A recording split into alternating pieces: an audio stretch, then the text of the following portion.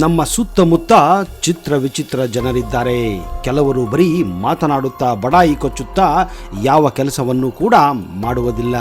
ಇನ್ನು ಕೆಲವರು ಏನು ಮಾತನಾಡದೆ ಸುಖ ಸುಮ್ಮನೆ ಎಲ್ಲ ಕೆಲಸವನ್ನ ಮಾಡಿ ಮುಗಿಸಿಬಿಡುತ್ತಾರೆ. ಕೆಲವರು ಮುದ್ದು ಮುದ್ದಾಗಿ ಮಾತನಾಡಿ ನಿಮ್ಮ ಕತ್ತನ್ನೇ ಕೊಯ್ಯುತ್ತಾರೆ.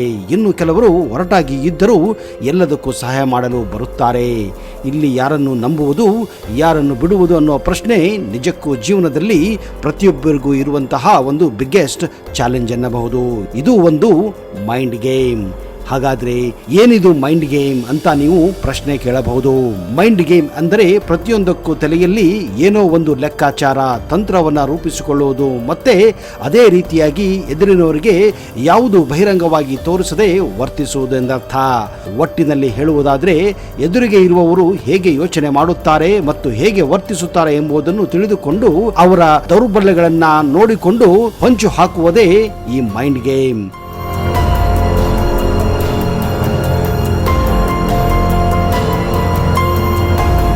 ಈಗಂತೂ ಜನರು ತುಂಬಾ ವಿಚ್ಛಿನ್ನ ರೀತಿಯ ವ್ಯಕ್ತಿತ್ವವನ್ನು ಹೊಂದಿದ್ದಾರೆ. ಕೆಲವು ವ್ಯಕ್ತಿಗಳು ಮೈಂಡ್ ಗೇಮ್ ಆಡುವ ಜಾಣ್ಮೆಯನ್ನು ಕೂಡ ಹೊಂದಿದ್ದಾರೆ. ಈ ಮೈಂಡ್ ಗೇಮ್ ಆಡುವುದರಲ್ಲಿ ಪ್ರಾವೀಣ್ಯತೆ ಹೊಂದಿರುವ ಅಗ್ರ 4 ರಾಶಿ ಚಕ್ರ ಚಿಹ್ನೆಗಳ ಅಂದರೆ ಅಂತಹ ವ್ಯಕ್ತಿಗಳ ಬಗ್ಗೆ ಇವತ್ತಿನ ಈ ವಿಡಿಯೋದಲ್ಲಿ ನಿಮಗೆ ತಿಳಿಸ್ತಾ ಇದ್ದೀನಿ. ಯಾಕಂದ್ರೆ ಇಂತಹ ವ್ಯಕ್ತಿಗಳಿಂದ ನೀವು ಜಾಗರೂಕತೆಯಿಂದ ಇರಬೇಕು. ಹೇಗಿರಬೇಕು, ಅವರನ್ನ ಹೇಗೆ ನೋಡಿಕೊಳ್ಳಬೇಕು, ಅವರು ನಿಮ್ಮ ಜೊತೆ ಹೇಗೆ ನೋಡಿಕೊಳ್ಳುತ್ತಾರೆ ಎನ್ನುವುದು ನಿಜಕ್ಕೂ ಕುತೂಹಲಕಾರಿ ವಿಷಯ. ಇಂತಹ ವ್ಯಕ್ತಿಗಳು ನಿಮ್ಮ ಸುತ್ತಮುತ್ತ ನಮ್ಮ ಸುತ್ತಮುತ್ತ ಇದ್ದೇ ಇರುತ್ತಾರೆ. ಬನ್ನಿ ಆ 4 ರಾಶಿ ಚಕ್ರಗಳ ಸಂಪೂರ್ಣ ಮಾಹಿತಿಯನ್ನು ಇವತ್ತು ನಿಮಗೆ ಕೊಡ್ತಾ ಇದ್ದೀನಿ. ಅದಕ್ಕಿಂತ ಮೊದಲು ನೀವು ನಮ್ಮ ಚಾನಲ್ಗೆ ಹೊಸಬರಾಗಿದ್ದರೆ ದಯವಿಟ್ಟು ಈಗಲೇ ಸಬ್ಸ್ಕ್ರೈಬ್ ಮಾಡಿ, ಜೊತೆಗೆ ಬೆಲ್ ಐಕನ್ ಕೂಡ ಪ್ರೆಸ್ ಮಾಡಿ.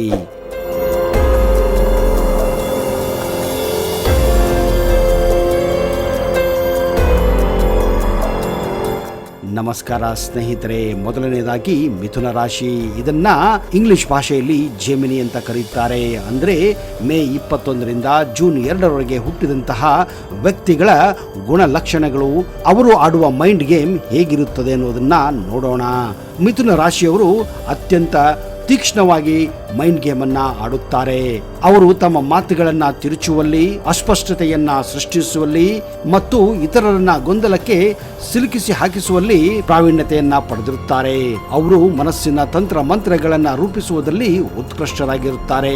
ಅವರ ಉದ್ದೇಶಗಳು ಯಾವಾಗಲೂ ದುರುದ್ದೇಶ ಪೂರಿತವಾಗಿದ್ದರೂ ಮಿಥುನ ರಾಶಿಯವರ ಮೈಂಡ್ ಗೇಮ್ ಮೇಲಿನ ಒಲವು ಸಂಬಂಧಪಟ್ಟವರಿಗೆ ಗೊಂದಲ ಮತ್ತು ಭಾವನಾತ್ಮಕ ಪ್ರಕ್ಷುಬ್ಧತೆಯನ್ನು ಉಂಟು ಮಾಡಬಹುದು. ಅನಿರೀಕ್ಷಿತವಾಗಿ ಇವರು ತಮ್ಮ ಗುಣಗಳನ್ನು ಕೂಡ ಬದಲಾಯಿಸುತ್ತಾರೆ. ಅವರು ತಮ್ಮ ಮನಸ್ಸನ್ನ ಯಾವಾಗಲೂ ಬದಲಾಯಿಸುತ್ತಾನೆ ಇರುತ್ತಾರೆ. ಋತುಗಳ ತಕ್ಕಂತೆ ಅವರ ಮನಸ್ಸು ಬದಲಾಗುತ್ತಾನೆ ಇರುತ್ತದೆ. ಅವರು ಒಂದು ಕ್ಷಣ ತಾರ್ಕಿಕವಾಗಿರಬಹುದು ಮತ್ತು ಮುಂದಿನ ಕ್ಷಣದಲ್ಲಿ ಅನಿರೀಕ್ಷಿತವಾಗಿ ಬದಲಾಗಬಹುದು.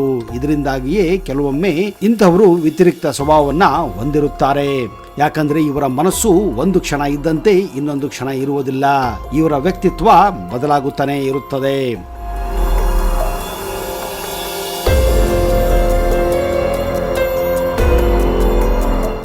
ವೃಶ್ಚಿಕ ರಾಶಿ.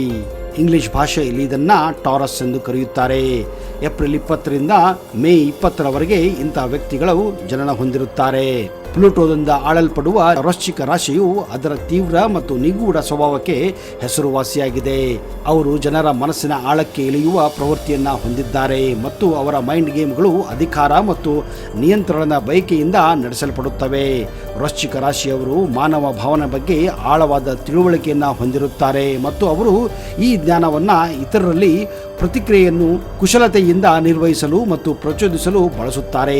ತಮ್ಮ ನಿಜವಾದ ಉದ್ದೇಶವನ್ನ ಮರೆಮಾಚುವ ಅವರ ಸಾಮರ್ಥ್ಯವು ಅವರ ಮೈಂಡ್ ಗೇಮ್ಗಳಿಗೆ ಒಳಸಂಚುಗಳ ಅಂಶವನ್ನ ಸೇರುತ್ತವೆ. ಇದು ಅವರನ್ನ ಮಾಸ್ಟರ್ ಮ್ಯಾನಿಪ್ಯುಲೇಟರ್ಗಳನ್ನಾಗಿ ಮಾಡಲ್ಪಡುತ್ತದೆ. ವೃಶ್ಚಿಕ ರಾಶಿಯವರು ಶಕ್ತಿಯುತ ನಿಗೂಢ ಸ್ವತಂತ್ರದವರು. ಅವರು ಶಕ್ತಿ ಮತ್ತು ಆಕರ್ಷಣೆಯನ್ನ ಹೊರಹಾಕುತ್ತಾರೆ. ಇದು ಅವರನ್ನ ನಿರ್ಲಕ್ಷಿಸಲು ಅಸಾಧ್ಯವಾಗುತ್ತದೆ.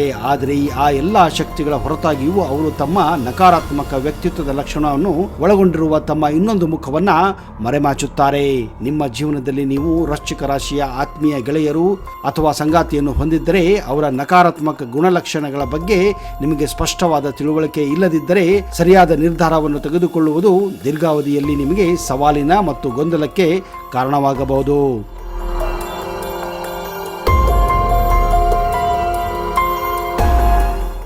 ಮಕರ ರಾಶಿ, ಇದನ್ನ ಕ್ಯಾಪ್ರಿಕಾರ್ನ್ ಅಂತ ಕರೆಯುತ್ತಾರೆ. ಡಿಸೆಂಬರ್ 22ರಿಂದ ಜನವರಿ 20ರವರೆಗೆ ಇಂತಹ ವ್ಯಕ್ತಿಗಳು ಹುಟ್ಟಿರುತ್ತಾರೆ. ಶನಿಯಿಂದ ಆಳಲ್ಪಡುವ ಭೂಮಿಯ ಚಿಹ್ನೆಯಾದ ಮಕರ ರಾಶಿಯವರು ಜೀವನದ ವಿಧಾನದಲ್ಲಿ ಹೆಚ್ಚು ಮಹತ್ವಾಕಾಂಕ್ಷೆಯನ್ನ ಹೊಂದಿರುತ್ತಾರೆ ಮತ್ತು ಕಾರ್ಯತಂತ್ರ ರೂಪಿಸುವುದರಲ್ಲಿ ಜಾಣರಾಗಿರುತ್ತಾರೆ. ಅವರು ಮೈಂಡ್ ಗೇಮ್ಗಳು ಆಡುವ ಸ್ವಾಭಾವಿಕ ಪ್ರತಿಭೆಯನ್ನು ಹೊಂದಿರುತ್ತಾರೆ. ಈ ರಾಶಿಯವರು ಹೆಚ್ಚಾಗಿ ಯಶಸ್ಸು ಮತ್ತು ಪ್ರಾಬಲ್ಯದ ಬಯಕೆಯಿಂದ ಪ್ರೇರೇಪಿಸಲ್ಪಡುತ್ತಾರೆ. ಮಕರ ರಾಶಿಯವರು ಸಂದರ್ಭಗಳನ್ನ ವಿಶ್ಲೇಷಣೆ ಮಾಡಿ ಅಪಾಯಗಳನ್ನ ಲೆಕ್ಕಾಚಾರ ಮಾಡುವುದರಲ್ಲಿ ಮತ್ತು ಲಾಭವನ್ನು ಪಡೆಯಲು ಸೂಕ್ಷ್ಮ ತಂತ್ರವನ್ನು ಬಳಸುವುದರಲ್ಲಿ ತುಂಬಾನೇ ನಿಪುಣರಾಗಿರುತ್ತಾರೆ. ಅವರು ತಾಳ್ಮೆ ಮತ್ತು ಲೆಕ್ಕಾಚಾರದ ಸ್ವಭಾವದವರು. ಅವರ ದೀರ್ಘಕಾಲೀನ ಗುರಿಗಳನ್ನ ಪೂರೈಸುವ ಮೈಂಡ್ ಗೇಮ್ ಅನ್ನ ಎಚ್ಚರಿಕೆಯಿಂದ ಆಯೋಜಿಸಲು ಅನುವು ಮಾಡಿಕೊಳ್ಳುತ್ತಾರೆ. ಅವರು ಮನೋರಂಜನೆಗಾಗಿ ಮೈಂಡ್ ಗೇಮ್ಗಳಲ್ಲಿ ತೊಡಗಿದ್ದರೂ ಮಕರ ರಾಶಿಯವರ ಕಾರ್ಯತಂತ್ರದ ಜಾಲದಲ್ಲಿ ಸಿಕ್ಕಿಬಿದ್ದವರಿಗೆ ಆತಂಕ ಮತ್ತು ಗೊಂದಲದ ಭಾವನೆಯನ್ನ ಸೃಷ್ಟಿಸಬಹುದು.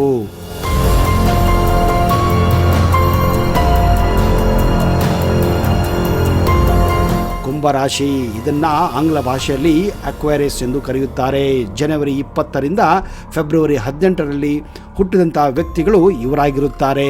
ಯುರೇನಸ್ನಿಂದ ಆಳಲ್ಪಡುವ ವಾಯು ಚಿಹ್ನೆಯಾದ ಕುಂಭರಾಶಿಯು ಬೌದ್ಧಿಕ ಪರಾಕ್ರಮ ಮತ್ತು ಅಸಾಂಪ್ರದಾಯಿಕ ಚಿಂತನೆಗೆ ಹೆಸರುವಾಸಿಯಾಗಿದ್ದಾರೆ. ಇತರರನ್ನು ಸೂಕ್ಷ್ಮವಾಗಿ ನಿರ್ವಹಿಸಲು ಅವರು ತಮ್ಮ ಬುದ್ಧಿಶಕ್ತಿ ಮತ್ತು ಬುದ್ಧಿವಂತಿಕೆಯನ್ನ ಬಳಸುವ ಜಾಣ್ಮೆತನವನ್ನು ಹೊಂದಿರುತ್ತಾರೆ.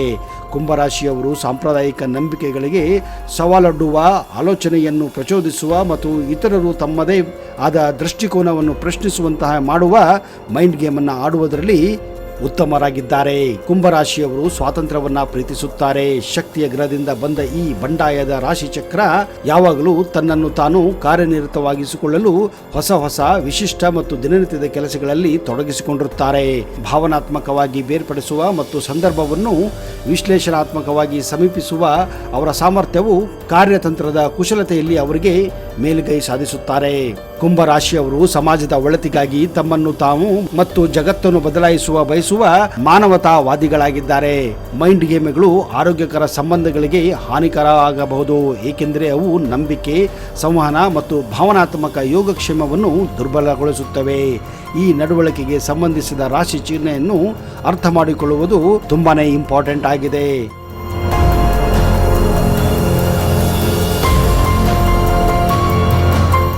ಸ್ನೇಹಿತರೆ, ಇವಷ್ಟೇ ರಾಶಿಗಳೆಲ್ಲ. ಇನ್ನೂ ಹಲವಾರು ರಾಶಿಗಳು ನಮ್ಮ ಹಿಂದೂ ಸಂಪ್ರದಾಯದಲ್ಲಿವೆ. ವೆಸ್ಟರ್ನ್ ಕಲ್ಚರಲ್ ಕೂಡ ನೀವು ಕಾಣಬಹುದು. ಈ ಎಲ್ಲ ರಾಶಿಗಳ ಬಗ್ಗೆ ಇನ್ನೂ ಅಷ್ಟು ಮಾಹಿತಿಯನ್ನ ಮುಂದಿನ ಸಂಚಿಕೆಯಲ್ಲಿ ಮತ್ತಷ್ಟು ತರಲು ಪ್ರಯತ್ನಿಸುತ್ತೇನೆ. ಈಗ ನಿಮಗೆ ಗೊತ್ತಾಗಿರಬಹುದು ಯಾವ ರೀತಿಯ ರಾಶಿ ಚಕ್ರದವರು, ಯಾವ ಸಮಯದಲ್ಲಿ ಹುಟ್ಟಿದಂತಹ ವ್ಯಕ್ತಿಗಳು ಯಾವ ರೀತಿಯ ಮೈಂಡ್ ಗೇಮ್ಗಳನ್ನ ಆಡುತ್ತಾರೆ ಎಂದು. ಇಂತಹವರ ಜೊತೆ ನಿಮ್ಮ ಸಹವಾಸ ಇದ್ದರೂ ಕೂಡ ಕೆಲವೊಂದು ಗುಣಗಳು ಅವರಲ್ಲಿ ಒಳ್ಳೆಯದಾಗಿರುತ್ತದೆ. ಇದೇ ಕಾರಣ ನಾವು ಇಂತಹವರ ಜೊತೆ ಕಾಲವನ್ನು ಕಳೆಯಲು ಬಯಸುತ್ತೇವೆ. ಆದರೆ ಏನೇ ಇರಲಿ, ಇವರ ಆಂತರಿಕ ಗುಣ ಲಕ್ಷಣಗಳು ಈಗ ಹೇಗಿದೆ ಎಂಬುದು ನಿಮಗೆ ಅರ್ಥವಾಗಿದೆ. ಈಗ ಅವರ ಜೊತೆ ಯಾವ ರೀತಿ ನೀವು ಬಿಹೇವ್ ಮಾಡಬಹುದು ಎನ್ನುವುದನ್ನ ಕಲಿತಿದ್ದೀರಾ ಎಂದು ಅಂದುಕೊಂಡಿದ್ದೇನೆ. ಇದೇ ರೀತಿಯ ಇನ್ನೂ ಹಲವಾರು ಗುಣಲಕ್ಷಣಗಳನ್ನ ಬೇರೆ ರಾಶಿಯವರ ಬಗ್ಗೆ ಮುಂದಿನ ಸಂಚಿಕೆಯಲ್ಲಿ ತರುತ್ತೇನೆ. ಅಲ್ಲಿಯವರೆಗೆ ಜೈ ಹಿಂದ್, ಜೈ ಕರ್ನಾಟಕ. ನಿಮಗೆಲ್ಲ ಶುಭವಾಗಲಿ.